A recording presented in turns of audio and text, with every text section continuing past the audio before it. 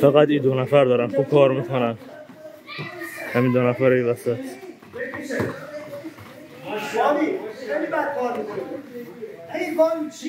همه الان استاد زد زیر حرف من گفتم خوب کار میکنن، استاد میگه بد کار میکنن. قطعا حرف استاد درسته.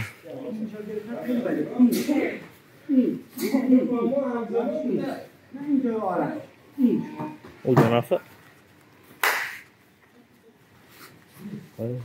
استاد لاوری و استاد قائدی هم رو هم دیگه. من فقط استاد قائدی و استاد لاوری فیلم میگیرم، بقیه حالا تو فیلم بودن مهم نیست.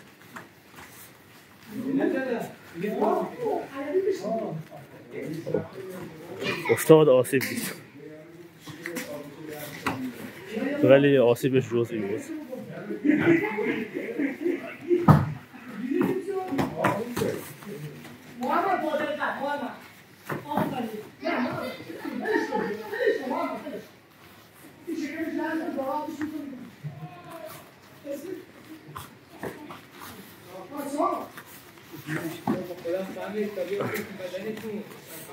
همچنان منتظریم یک فنی رد و بدل میشه.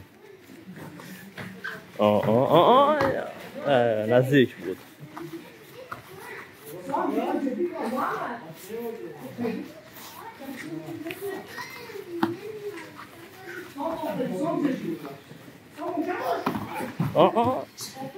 حیف.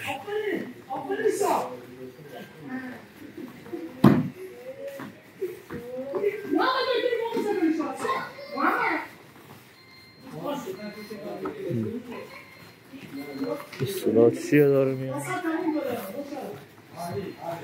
تا 2 دقیقه هم یه 10 ثانیه گذشت.